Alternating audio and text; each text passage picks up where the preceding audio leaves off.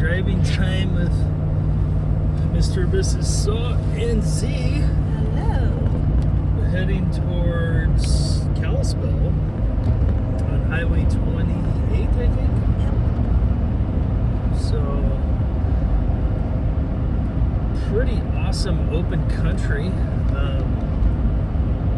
We were just talking earlier about how big Sky Country is the best of Alaska and the Pacific Northwest all rolled into one, especially the west side. It's like driving down south, there's, not much to see. We saw, a couple deer and a baby deer, red-tailed hawks, gorgeous mountains and rivers already, not to mention, the flora and fauna. Talk about size and scale in the videos. It's breathtaking, it's stunning. And every time we go somewhere, I'm reminded of the Creator's signature. The diversification that's on the western side of Montana is just amazing. I think, I don't know, honey, but is the road to the Buffalo this way? No, that's further down. Oh, that's further down. Yeah, more towards Missoula. But like this terrain is definitely the big elk herds, the big buffalo herds. You can see with the trees, grass, and water, a lot more open. And these hills and valleys, which would be mountains down south. Yeah. It's there's a lot of food. This morning I was walking around and just dining on the wilds. Oh, there's a magpie. So that's the other thing. Once you get like in this area, you start to see magpies a lot. That's a bird I've seen all over the world. I've seen it in Africa, I've seen it in Europe. It's interesting when you don't see magpies. You see like more crows or ravens. I think it's kind of like the way foxes and wolves and coyotes kind of push each other in different directions. But yeah, it's just a gorgeous day. We had rain yesterday. And the day before. And it was wet and kind of foggy rain this morning. And then it's like, It's just beautiful today. the Diamond S Estates. Wow, that's quite the spread. There's some really nice houses out here. Oh yeah, longhorns up there. I've seen a lot more longhorn cattle this year than Yeah. I was noticing that too. apparently they do pretty good up here too. You wouldn't think so because it's not, because it gets cold, but I've seen quite a few. And I was saying earlier, it's like when we lived in other places, I dreaded the drive. I dreaded being in a car because it's painful for me to an extent. But up here, it's always exciting. You just can't beat the scenery. You see something new. Watch the little baby spotted deers, probably a week old, just running next to the guardrail with its mom. It's like, How, like I was saying before, when we used to visit, I was like, oh, wouldn't it be great to live here? It's like, now we live here where, like you said, where people vacation. And it's awesome. yeah, we live where other people vacation to. And why? That's the big question. 5 Whys Deep. Why do people vacation here? You don't have to look far. Just look at the screen. It's gorgeous. Like, I think it's the contrast of the blue and the green in Big Sky Country, especially this side of the state. Yeah. And it's intense. There's just so much diversification, and it's so intense in its size and scale. It's just amazing. I don't even know what the speed limit is on this road. I don't know either. Haven't seen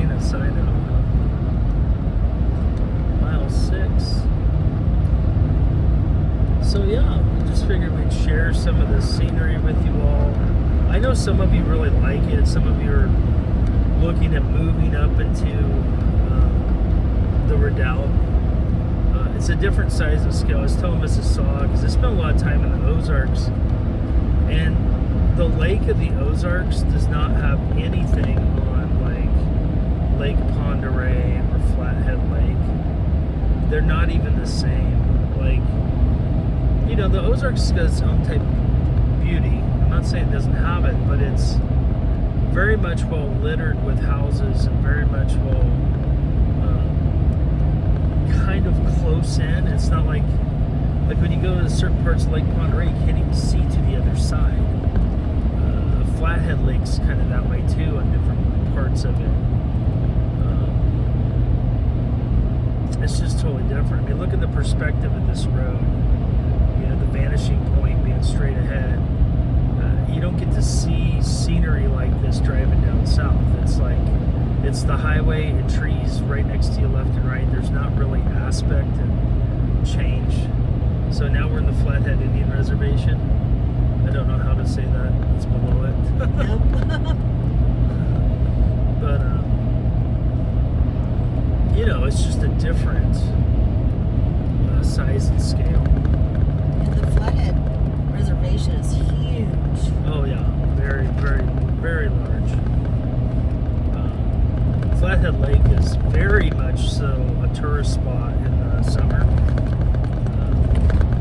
When we first started looking for property in Montana, we did spend an awful lot of time up by Kalispell in that area, and it was popularized. I heard about it, that area, from Chuck Baldwin, that pastor. I think that was his name, Chuck Baldwin. I think so. Yeah. And we even went up there a couple times.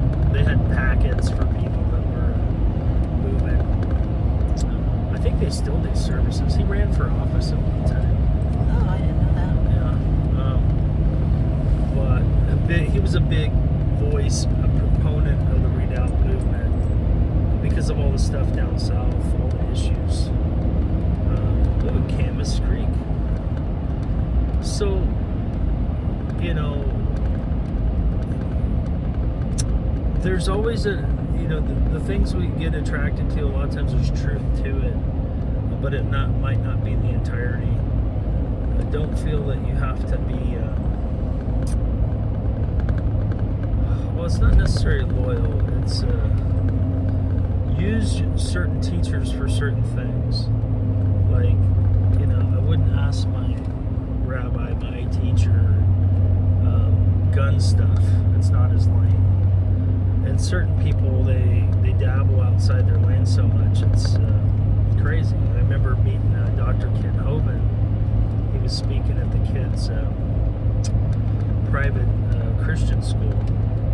And a lot of stuff from the Creationist Foundation, and Brother X, very familiar with his work too, was very positive in our lives, but then we only went so far, right? Because the walk is a journey, it's not a destination, and I think a lot of people have the destination instead of the journey, and one of the beauties of living up here in Big Sky Country is it seems like it's always a journey. Like the rock formations on the left, that's a different visual candy than other parts of the state we drive in. You know, you see the mix of deciduous and coniferous trees just on this road alone are a little bit different when you learn how to see the difference. A lot of times people just can't see because they just see a wall of green, and the fullness and the richness of the relationship is different. Like I see to my right a big swampy area full of cattails, which equals life. You know, 1 acre of cattails has more food value than 100 acres of potatoes. And when you learn that one plant and you have a relationship with that plant, it gives you a production, permaculture sense of security that you just don't find with non-sustainable monoculture's death. And the beauty and scale in Big Sky Country that I see from a farmer, a boar farmer, farmer triangle, partisan permaculture perspective, is there's more food than I can harvest. You know, I was telling Mrs. Saw earlier, it's like I was munching on wild spinach this morning. It's everywhere on our property right now. It's like primo, young, tender leaves. You know, I even had a new plant growing in like the gravel pit that was delicious. You know, it's just, and look at the diversification between here and up on the top of the screen, where that's all flat. You know, without the trees, you look down here, you've got that undergrowth when they logged, and it's just all those pines took over. And so I can tell, you see the purple in the grass, the pH of the soil's different as opposed to power lines where the pine trees aren't there. And then look, boom, now, look at that, like plains, like, It's so beautiful. It's visually, and remember, I can't even film the panoramic view of this. It is all, amazing to see, purple mountain majesty and the fruited plain. It's like the whole song resonates to me up here visually. Oh, yeah. Good. I'm looking to my right, I see snow-capped mountains, and it's just, look at that little cabin out there. I don't know if I can get it. Sometime years ago, looks like there's a little pond based off the trees. Somebody put their little homestead cabin, there, probably in the 1800s, and it's still a remnant of it's there. Because the grass is just amazing. And like this part, I bet you there's rattlesnakes here. This part of there's more cattails on the left. And so just not going, look, nice pond on the right and the left. So water up high. Oh, look at that. That's gorgeous. Look at that. You can see down there. That's what I'm saying. The size and the scale up here is so different. Looks like they're all camping. You see hay just sitting out there. That tells you something about the look at all the cows. It tells you something about the area. Ooh, kind of curvy. Very curvy. Oh, cop.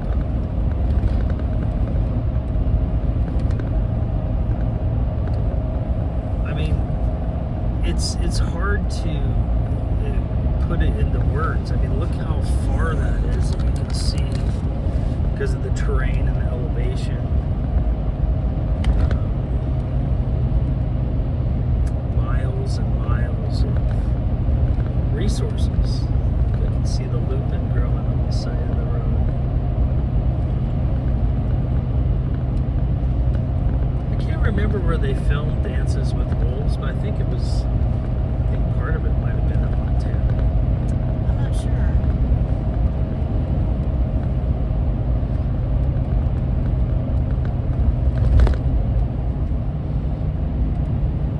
You see the trees.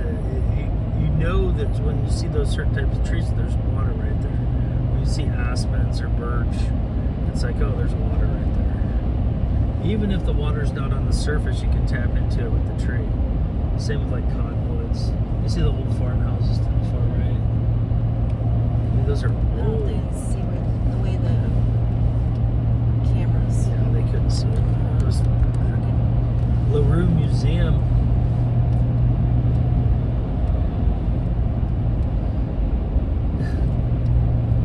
Looks like there's, whoa, guy. There's some Russian thistle. Camas Organic Market. The solar panels you got out there is quite the solar array. This little creek going on. porgies. Ufta, Montana. UFFTA. Ufta? Instead of with a O, it's a U. Ufta. And look at all the red signs. Gamble's the Hot Springs Artist Society. Historic. It's like each one has this Circle Saw Campground. Main Street Liquor. Oh yeah, gotta get liquor. Mission Valley Power. Montana Bar. That's original. The Printery. Council on Aging. Oh. Sophia Springs. So all these signs. Creekside Inn. Montana Vine. Oh, that's right. There's a vineyard. Low Fine General Store. Up, Zon sees all the Angus. Oh yeah. He's like, I'll get you. Bite your face off. Purdy Health Chiropractic. Turn left at the light. Stop on by. It kind of reminds me of all the signs from Wall Drug, the Yeah. Dakotas. It's like there's like signs in England, like so many miles to Wall Drug. We were gonna stop off last time. Couldn't find a place to park. Yeah, there's absolutely no parking. It was terrible. We were pulling a trailer too, weren't we? Yeah, I think we were pulling a trailer. Yeah. It's in Kalispell, so 63 miles, a couple yurts out there. And cabins for rent.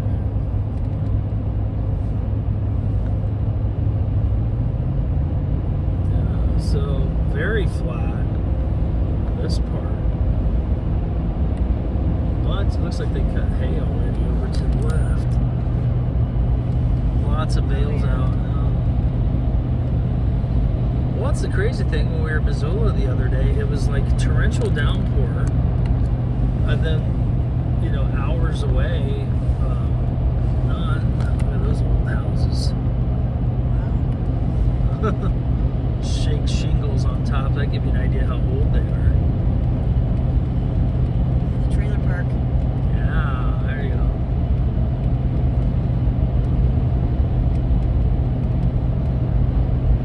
But you see all the cattails? There's tons of cattails. Lots of surface water. But then too, there's sagebrush. You know, you get on this side, there's also sagebrush. Willows. There's a bunch of rocks. But yeah, now this is all, you know, flat. This almost, if you didn't have the mountains in the background, it would kind of remind me of like Kansas. Yeah. You know, rolling, where you see the one tree in the middle of the distance, and that's it. It's like you drive half the day and you still don't get to the tree because it's that flat. A little bit different up here. But yeah, big sky country for a reason.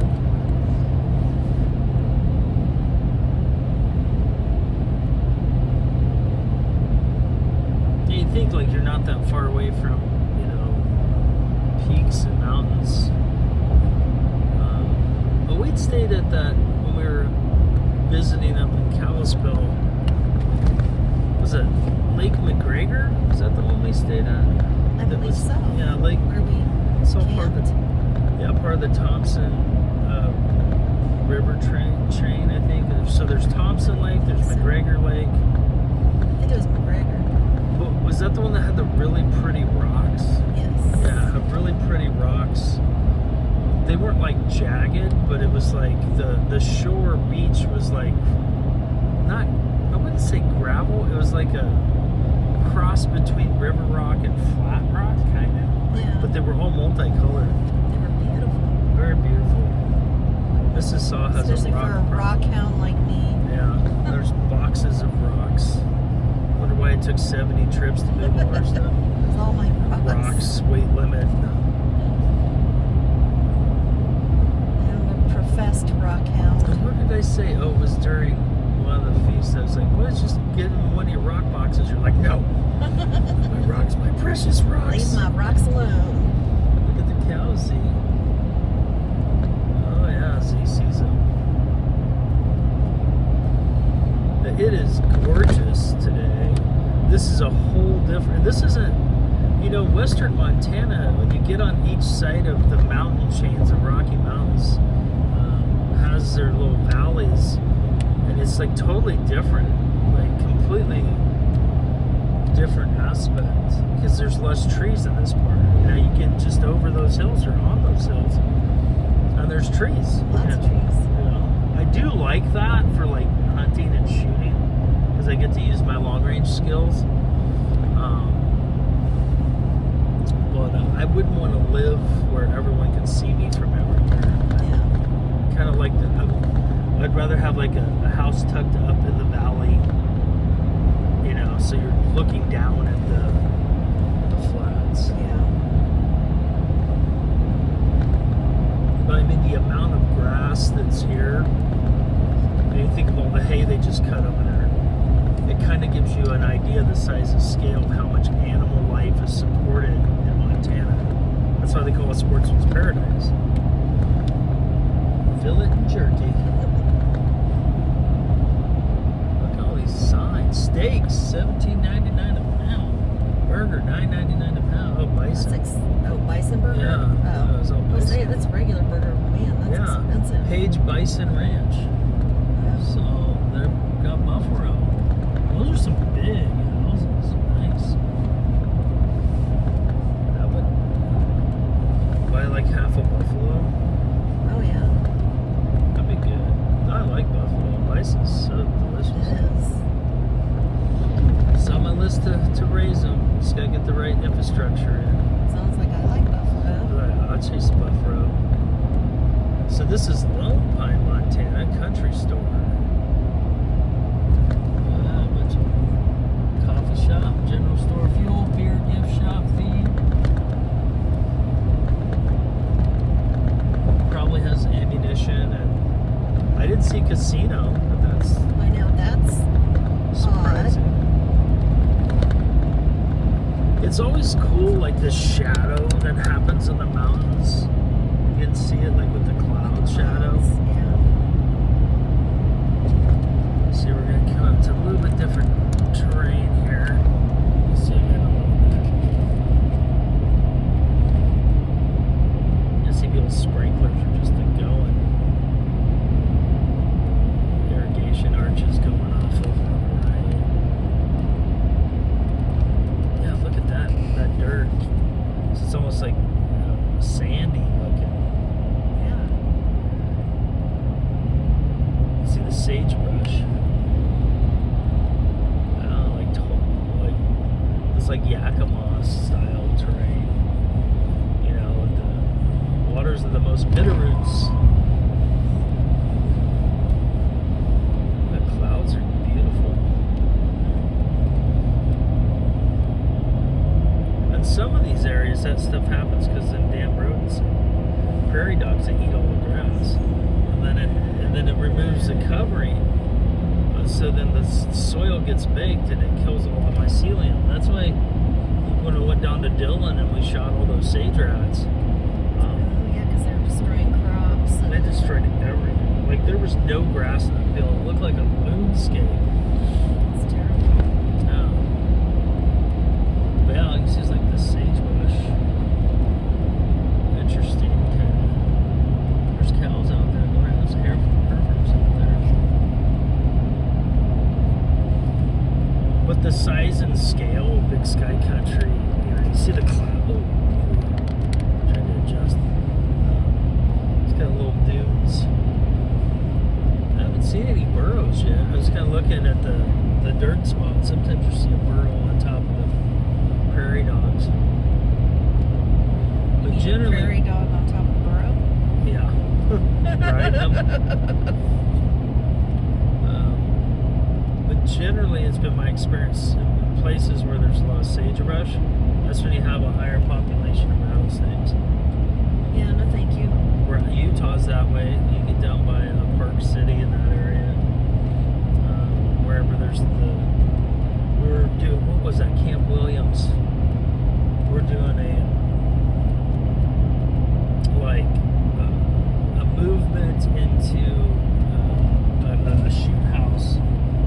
And I got my pelters on. And I was the main breacher. But at that time we had these old Winchester 1200 full-size shotguns. And we're walking through like that sagebrush stuff to get to the shoot house, kind of patrolling into it, you know, tactically.